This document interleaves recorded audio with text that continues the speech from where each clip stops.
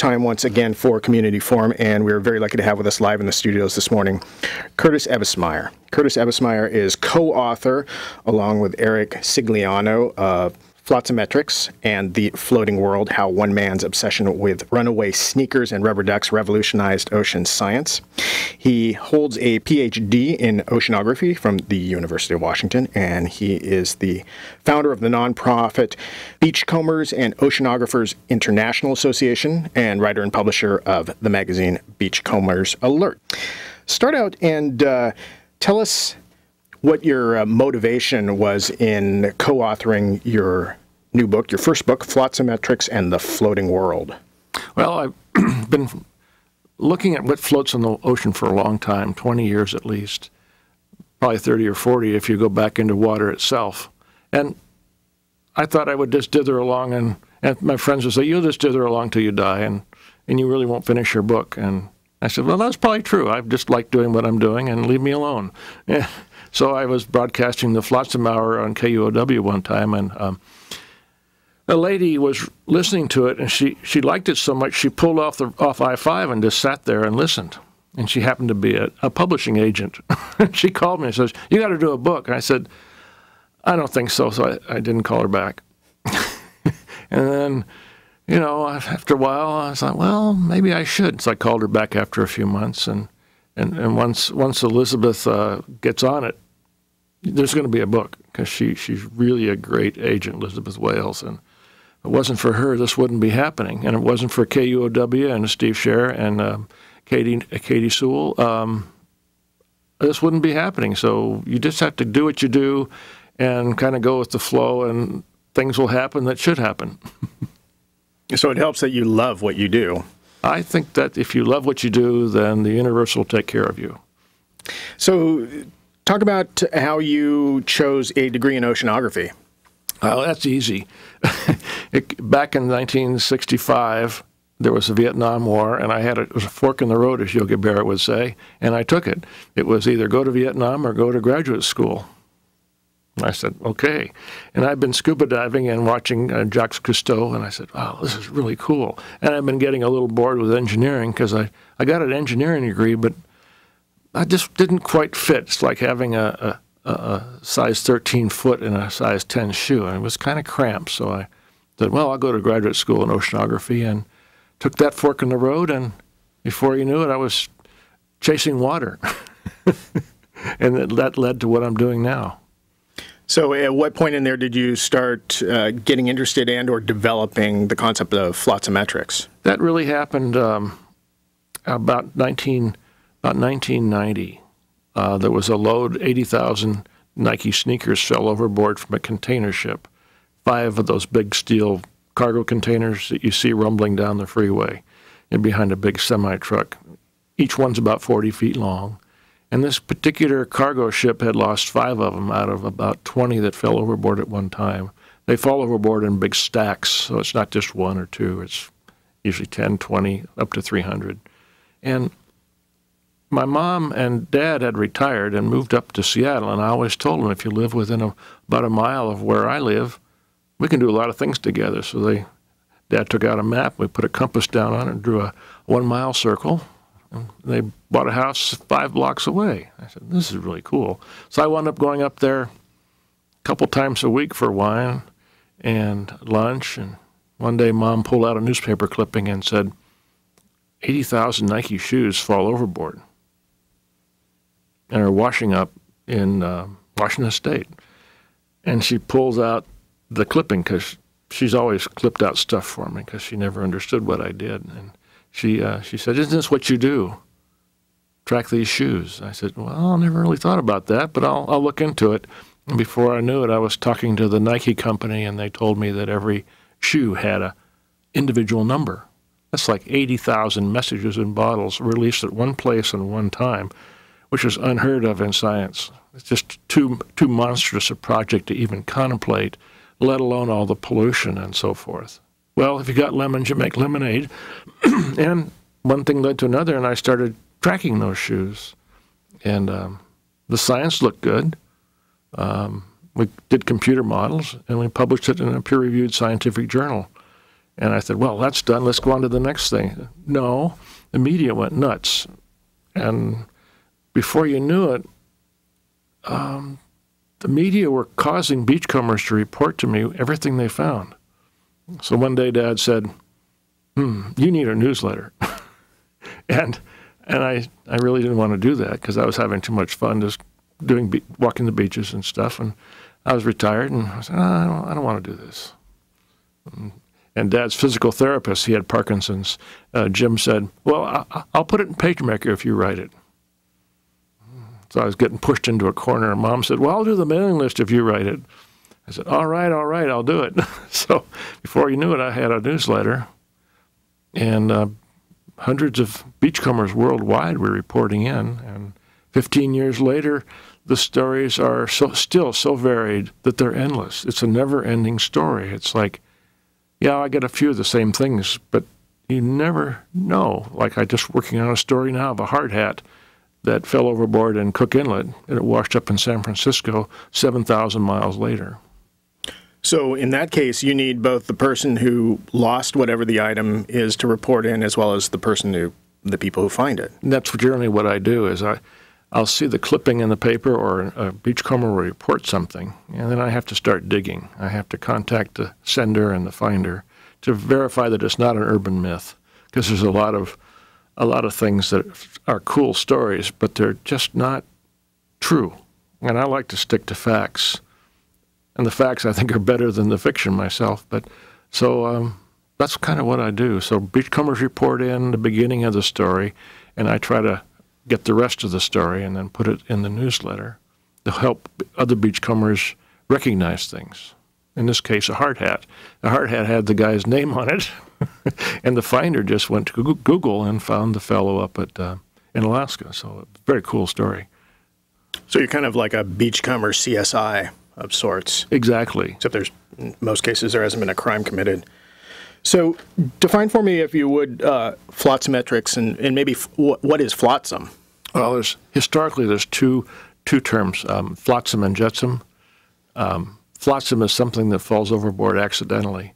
I don't know the origin of the word, but jetsam is something that's thrown overboard to save the ship. So it's purposeful flotsam. A purposeful drifting object comes from the word jettison, therefore jetsam. But after a while, it doesn't make any difference. If you find something on the ocean, it doesn't tell you what it is. Like a TV set or a refrigerator, you find it floating, well, it doesn't tell you whether it was jettisoned or just fell overboard accidentally. So the generic term really is flotsam for anything that's floating. And then we decided to call the book Flotsametrics, which is kind of the looking at everything that floats, which is virtually unexplored. What's floating on the ocean is hidden in plain sight. We just don't know how to see it. And does it also include items that would not necessarily come from ships, items that would leave a coastal area? You know, if I was at the beach and threw something in, or... Exactly. There's quite a few bottles, like some come down the Columbia River and go out to Hawaii. Some go down the Mississippi. A lot of Katrina stuff washed out of New Orleans and went down the coast about 500 miles to Matagorda, where all kinds of things like that, all kinds of hard hats fall off the offshore, the heads of people working on the offshore drilling rigs in the Gulf of Mexico. But a lot of it comes from land. A lot of it's from fishing boats. It's as varied as humanity is. Everything that humanity does is reflected on the ocean. You're looking at the face of civilization when you look at the surface of the ocean. Okay, and you are talking about specifically things that float on the surface? Do you Correct. Study anything at lower levels? Yeah, that's how my career started. I started by looking at slabs of water through the whole water column from the sea surface down to the sea floor. If you do that, you wind up seeing the ocean as like the side of that new building on campus where they have all the bricks, and you see a brick building. Well, that could be if you cut down through the water, you'd see bricks, slabs of water. You wouldn't see nice, smooth water. You'd see very chunky water. And so my first 20 years of my life I spent chasing those slabs of water, and they're elusive. They're very elusive because you can't really see them with your eyes. You have to use remote instruments. It's like looking at Mars with a flyby satellite. You lower an instrument down through the water, and you start to see the chunks with temperature and salinity and oxygen and isotopes and all kinds of chemical tracers. But it's expensive to look at slabs like that. And so they were elusive. And when I first started out, I said, boy, this is really elusive, because I was a graduate student with no boat and no fancy equipment. And I said, how am I going to do this? So I called them snarks after Lewis Carroll's wonderful poetry. And even my PhD thesis committee, who let the term go by, I figured, well, these are guys who are pretty hardcore academia. They're not going to like that. So they let that go, and then published it in my first paper, and even the referees didn't even object. So there it is in the open literature, snarks. I still think it's true. Water chasers like myself are chasing ghosts. So talk about what the currents bring in and stuff. One of the things that got some media play a while back was something that we were calling dead zones, where garbage would pile up. And you probably have a completely different term for it. But I coined a term a long time ago, a garbage patch, and it kind of stuck. I need to watch what I say, but I'm not the kind of person that really watches what he says. I just try to speak it as I see it. And they're kind of like planetary dust bunnies. The way the ocean really works is it likes to collect things in patches. Just like in my house, there'll be a dust bunny in a corner over there. I have fun watching it because it'll grow and grow and grow. And the beach actually makes small dust bunnies. They're called beach balls. So if you walk along the beach, you might see a little ball of pine needles and wrapped in with monofilament line and all kinds of stuff. The waves will actually roll up stuff like an avalanche ball, snowball. It'll roll them up into balls. But on a planetary scale, she does the same thing.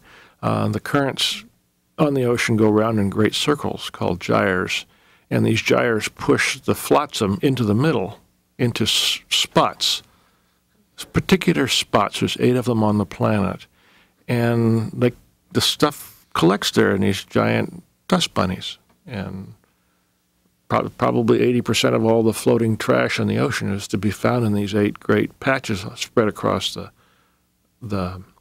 the world's oceans, and then they total together, they measure about 8 times, about the size of the United States.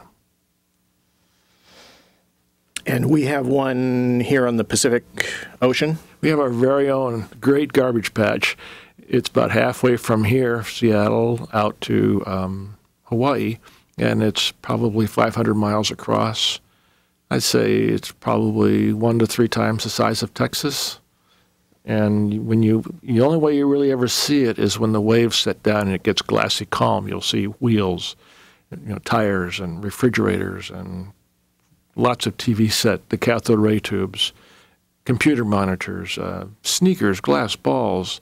You can't walk on it, but if you're sailing through it in a yacht, you have to be careful you don't go too fast, or you'll run something down that might put a hole in your vessel. There's containers out there. There's yachts out there that have been abandoned. There's probably a dozen out there now. You name it, bowling balls, you name it, it's going to be out there. And you've physically been out there to see this? I have. And what was your initial thoughts when you got out there and saw it? This is pretty interesting, because it really matched the computer models. It's one thing to do a computer model, and I saw the Nike sneakers going into it on the model, and Jim Ingram would run his computer model for the simulation of ocean currents. And the model we run it for 10, 20, 30, 40, 50, 60 years, day by day. It's a monstrous computer simulation. And you'd always see the stuff in a big red spot, because Jim likes to make the drifters that go there red, like the Jupiter red spot.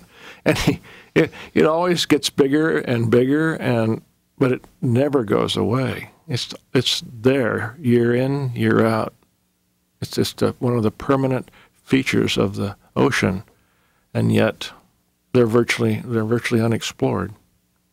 So would you anticipate that spot to continue growing? That's a cutting edge question. I don't think anybody knows. In terms of evolution, for millions of years, the spot has always been there, and things like that float a long time will stay there. Like seeds from tropical jungles can float at least 34 years, what we know of. Some pumice from volcanic eruptions can float for 5 years. So Mother Nature produces very, very powerful drifters that are capable of incredible drifts, and they would have collected out there. But now, what's out there now is man-made stuff, and it far outnumbers the natural stuff. In fact, in the Great Garbage Patch, the amount of plastic material is 6 times the amount of living material. So it's horrific to contemplate. Sticking with the one that's in the Pacific, where would all the items that are part of that come from? Well, we started to look at it. We haven't really parsed it apart bit by bit, but I would say something like 20–30% of it comes from Japan. So over here, we get a lot of their trash. And a lot of our trash goes over to another garbage spot over off Japan, so they get our trash. So there's intercontinental exchange of trash, which I thought was amusing. And it's really not clear where there's a source. It hasn't been done yet. We could run the computer simulations, but nobody's ever gone out there and just collected a whole garbage scow of stuff and then looked at where each piece came from. It's really archaeology of the ocean, but the world ocean's always moving at 8 miles a day, roughly. So it's archaeologists aren't used to looking at a moving stratum. They want the pottery sherds to stay where they are. What's on the ocean is centuries old, but it's a moving stratum. But nobody's really parsed that apart. So that's a cutting edge question. And does any of the material within that particular patch, does that eventually break into smaller pieces and then leave the patch, either like by sinking or just moving into other parts of the ocean? Again, you're at the cutting edge. Nobody really knows that. We know that plastic breaks down into ever smaller pieces. It breaks into ever smaller pieces, probably down to the giant molecules that comprise plastic. And we know some things do leave the patch because the patch will leak, and it will leak out onto Hawaii. There's one of my favorite. I like to go to trashy beaches. I don't like a clean beach. I want to know what is the beach really like. And my goal in life is to visit the 20th trashiest places on the planet. And one of them is the Big Island of Hawaii has a place called, we beachcombers call it a junk beach. Hawaiians call it Camilo. And before it was first cleaned up, the plastic was 10 feet thick.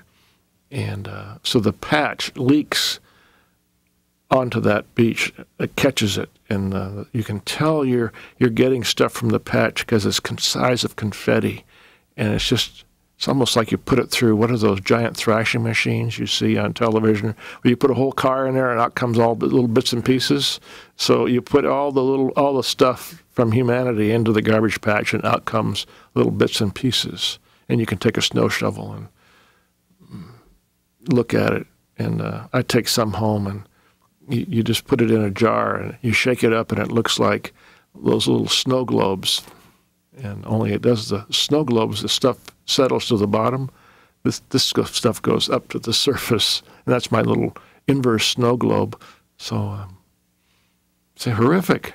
So nobody really knows the answers. It's like nobody knows the surface of the ocean, and yet we have these profound questions that people think we ought to have the answers to, and it's like, okay, now we're beginning to see what's floating, but it's unexplored. It would seem that would be an area that deserves more funding on its research, since we are so dependent on our oceans. Yeah, it would. It's going to take squadrons of people. I estimated it would take the whole U.S. Navy working to clean up just one garbage patch, year-round, 24/7, just to clean it up, one of them maybe. And then I began to think, well, the Navy is for fighting a war. And I thought, oh, maybe we are actually in a war with ourselves because we aren't able to control ourselves. We are kind of messy creatures, and we're having trouble just kind of controlling ourselves, almost like a teenager that has a hissy fit. We got to get control of ourselves. So maybe the Navy, when it's not fighting a real hot war, maybe it ought to go out there and fight this war. So it would be a job for the U.S. Navy when they're not fighting a hot war. And the trash that's out in our waters, that's also being rapidly consumed by all the sea animals, sea creatures that live out there. Well, that's another question that's right on the cutting edge, because we know that plastic breaks, it gets brittle. We all know that if you leave something out on the beach, you can crack it because it gets brittle. And you keep cracking and cracking and cracking, and then if you really get a little obsessive like I am, you'll take a hammer and you'll start accelerating the process that happens on the ocean, and you'll break it down. Before you know it, you've got dust. And it doesn't ever really dissolve to its constituent elements. It just becomes dust, and it has this incredible ability to mimic plastic, plankton. So as it breaks down, it becomes more and more like plankton, which is the base of the food chain, and that goes into the food chain, and where it goes, nobody knows. I guess the way I think about it is everything that comes out of the ocean has a little bit of plastic in it now. It's infected. We've infected the lifeblood of the planet, and that can't be a good thing. Yeah, and my understanding is that things get continually concentrated as the smaller creatures get consumed by the next size up, and slowly you've got something like, whales, which I think some of them have so much toxins in them when they ride up on beaches that they've been considered hazardous waste dumps, essentially. I would consider the fatty tissue on a whale to be a hazardous waste. I think that's right. So we're right. That's what beachcombing really is. You find something on the beach, you ask a question or two, and you're right at the cutting edge of science. That's what's so interesting about it. You don't have to be. You don't have to be a rocket scientist. You just go to the beach, pick up something, and say, "Well, what's the story behind this?" Like a bowling ball. How does it float? Why does it float? How did it get here? And before you know it, you're really into some bizarre aspects of human behavior. For example, I've heard that the catapults on aircraft carriers, sometimes they'll want to know, well, how far can we throw something on a very light load? So they'll put a bowling ball in the catapult.